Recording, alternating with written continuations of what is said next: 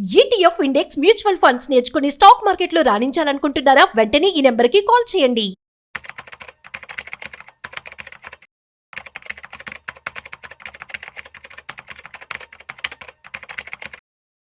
Hi hello నమస్తే, welcome back to Suman TV. ప్రస్తుతం మనతో పాటు ఉన్నారు stock market analyst Sundar Rama Reddy గారు.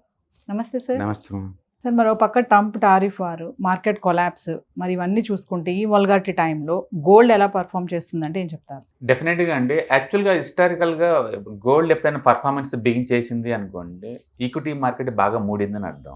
అది last year gold more than 30, అసలు గోల్డ్ అంటే గోల్డెన్ ఇయర్ అనమాట. లాస్ట్ ఇయర్ 2024 గోల్డ్ హిస్టరీలో మర్చిపోలేరు ఎవరు రీసెంట్ ఇయర్స్లో. అంటే చరిత్ర చూసుకుంటే చాలా రేర్ అనమాట గోల్డ్ ఆ రేంజ్లో పర్ఫామ్ చేయడం అనేది. బట్ లాస్ట్ ఇయర్ ఈజ్ నిజల్లీ గోల్డ్ ఇయర్ అనమాట.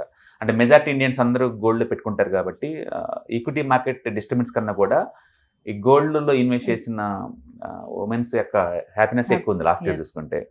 అండ్ బట్ హిస్టారికల్గా చూసుకుంటే వెరీ రేర్ ఈవెంట్ జరుగుతుందండి. అండ్ 1970లో స్టాక్ మార్కెట్ని దాటి గోల్డ్ పర్ఫార్మెన్స్ బిగిన్ చేసింది అనమాట.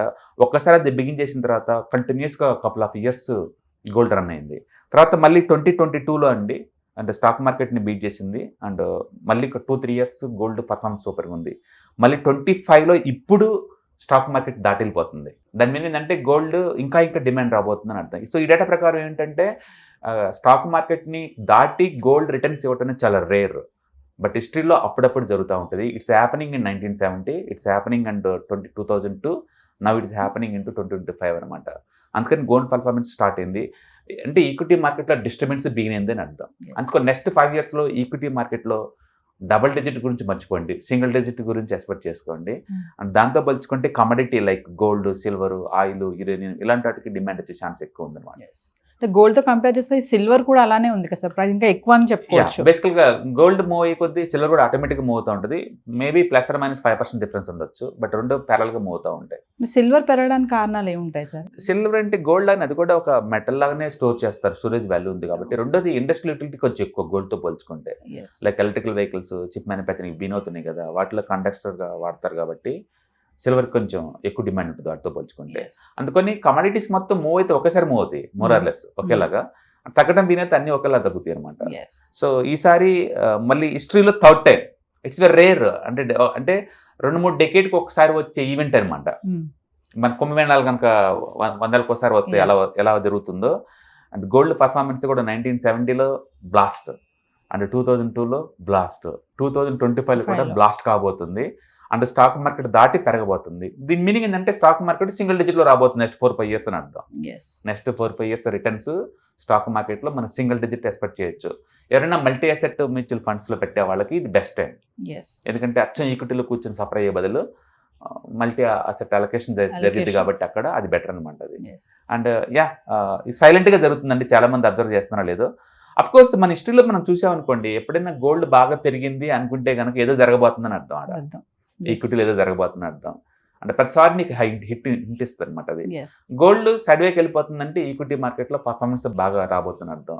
అందుకని మనం ఈ కమోడిటీ మార్కెట్ని ట్రాక్ చేయడం ద్వారా ఈక్విటీలో మన ఎక్స్పెక్టేషన్స్ని అంటే ఇటు కన్జర్వేటివ్గా అగ్రెసివ్గా ఉంచుకోవడం కుదురుద్ది అనమాట. కాబట్టి మనం మల్టీ అసెట్ని ట్రాక్ చేసుకోవడం అనేది చాలా ఇంపార్టెంట్. అంటే 2025లో బ్లాస్ట్ అంటే 1 lakh దాటేస్తుంది అంటారా సార్ ప్రైస్? మరి ఈ ఆల్రెడీ 95 దగ్గర ఉంది కదా. నేను అనుకోవడం ఏంటంటే 1 lakh దగ్గరకు వచ్చేసి అక్కడ రొటేట్ అవుతూ ఉంటుంది 1 or 2 years అనుకుంటున్నాను. బట్ చార్ట్లు చూస్తే ఈ ఈక్విటీ మార్కెట్ డిస్టర్బెన్స్ కానీ చూస్తే ఇంకా బ్లాస్ట్ అయ్యేలాగా ఉంది. ఎందుకంటే నిన్న ఒక్కరోజు 3.5% పెరిగింది గోల్డ్ బేస్. ఏంటది? గోల్డ్ అనేది ఒక మెటల్ అండి, అది కూడా 3% సింగిల్ డే అంటే ఏంటది? ఈరోజు డాలర్ ఇండెక్స్ -1 అండి. ఏంటది? కరెన్సీ మార్కెట్లు ఇయర్ మొత్తం మీద 3-4% పెరిగాయండి అవి. సింగిల్ డేకే 1% అంటే ఏం జరుగుతుంది ఇక్కడ? టూ మచ్ డిస్టర్బెన్స్ అవుతున్నాయండి. అన్ని రీడిఫైన్ అవుతున్నాయి. అసెట్ క్లాస్ యొక్క మీనింగ్స్, వాటి బీటా, వాటి వాలటిలిటీ మొత్తం రీడిఫైన్ అవుతుంది అనమాట. అంత అన్సర్టనిటీ ఎన్విరాన్మెంట్లో మనం ఇప్పుడు ఉన్నాం అనమాట. అందుకని ఏదైనా టూ మచ్ ఎక్స్పెక్టేషన్స్ అనేది అదే అవుతుంది. ఈ టైంలో ప్రొటెక్షన్ ఇంపార్టెంట్ తప్ప ఎక్స్పెక్టేషన్స్ ఏం కాదండి. సో ఇదంతా కూడా ట్రంప్ ఎఫెక్ట్ అంటే ఏం చెప్తారు సార్? ఒక ట్రంప్ అనే బదులు ఎసెట్ క్లాస్ మొత్తం ట్రంప్ ఏమి కంట్రోల్ ఏం చేయలేడండి.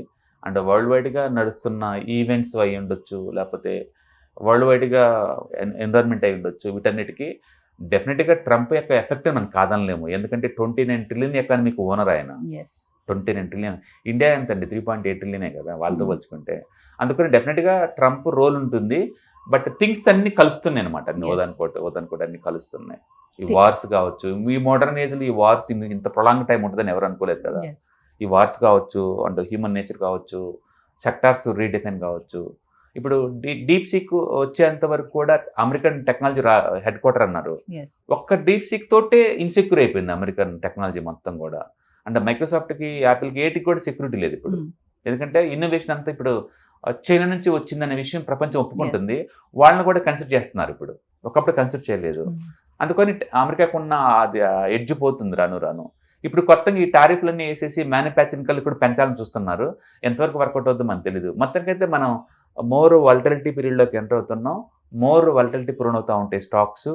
అంటే బెస్ట్ అప్రోచ్ ఏంటంటే మల్టీ అసెట్ అలొకేషన్ చేయడం ద్వారా ఇది మనం ఎంతకంత కంట్రోల్ చేసుకోవచ్చు.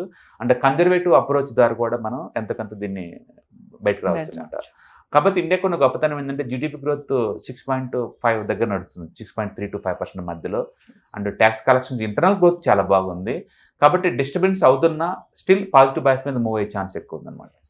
Thank you. హాయ్, స్టాక్ మార్కెట్లో వాలటిలిటీకి దూరంగా ఉంటున్నారా? పోర్ట్ఫోలియోస్ అన్నీ కూడా రెడ్లో ఉండి బ్లీడ్ అవుతున్నాయా? అంటే స్టాక్ మార్కెట్లో ఉండి సస్టైన్ వొలిటీ ఉన్న బిజినెస్ మోడల్ లాగా, లేదా స్టాక్ మార్కెట్ లాంగ్ టర్మ్లో మంచి వెల్త్ క్రియేట్ చేసుకునేలాగా ప్లానింగ్స్ ఏమైనా ఉన్నాయా? అయితే అలాంటి వాళ్ళ కోసం ఈ ప్రోగ్రామ్ అండి. ETFs, index funds and mutual funds. మా స్టాక్ మార్కెట్లో ఉండి కూడా సెక్యూర్ వేలో మనీ మేక్ చేసుకునే పద్ధతి ఏదైనా ఉందంటే రిటైలర్స్కి ఈ మూడే అనమాట. దీంట్లో కాంప్రహెన్సివ్గా మీకు ట్రైనింగ్ అండ్ గైడెన్స్ దొరుకుతుంది. అండ్ వీకెండ్స్లో జరిగే ఈ ప్రోగ్రాంలో అటెండ్ అవటం ద్వారా ETFs, index funds and mutual ఫండ్స్లో మీ నాలెడ్జ్ పెంచుకోండి. మీ పోర్ట్ఫోలియో మీరే మెయింటైన్ చేయడం ద్వారా ఇయర్లీ యావరేజ్ మీద 20 to 30% మనీ మేక్ చేసుకోండి. All the best. Thank you.